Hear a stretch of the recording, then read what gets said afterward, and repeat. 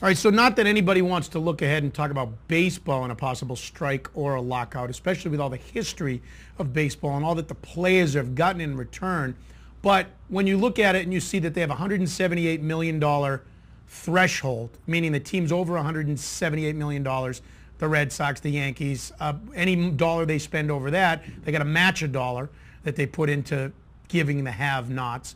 When you look at there's no floor, that's always the biggest argument against the luxury tax. While the Red Sox and Yankees will spend towards the luxury tax and will even go over it and spend dollar for dollar, they want to know that their money's going back into the game, but there's no guarantee that the Kansas City Royals or the Pittsburgh Pirates can spend that. Do you expect that issue to be addressed next year when, again, baseball CBA ends at the end of the 2012 baseball season? Do you expect the owners to want to have that or not? Are there more have-nots that'll fight against that?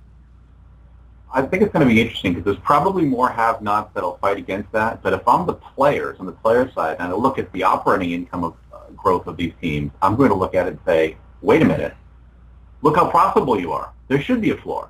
Now the question will be, is the floor going to be 40 million? Will it be 80 million? Or what will the number actually be? But I think in baseball, the more likely scenario is you're going to lower the tax threshold if there's a floor, so that therefore there's more luxury tax income going to the smaller teams that they theoretically will have to put back into the team. Because right now, this is too big of a gap. Let's look at your point about the floor, and let's put the term $80 million out there. The Milwaukee Brewers, for example, have spent for the last 4 years between $80 and $90 million. That has been what their payroll has been. I believe the last statistics I saw that it's almost a third of the teams in Major League Baseball have payrolls underneath $80 million. So you're talking about a third of the teams that have payrolls that are as much as probably the combined salaries of Carl Crawford and Adrian Gonzalez with the Red Sox, or Mark Teixeira and CC Sabathia with the Yankees.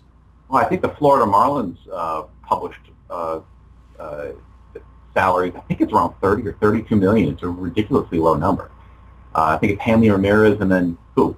So I think that in order to have the floor, if you say the threshold for the luxury tax is 180 million, you'd have to probably bring it down to something like 140 if you're going to have the threshold at 70 or 80 million per floor, and then a lot more tax revenue going to those teams that are going to be, quote, underneath the floor. But I think the average payroll is somewhere around 70 million for Major League Baseball.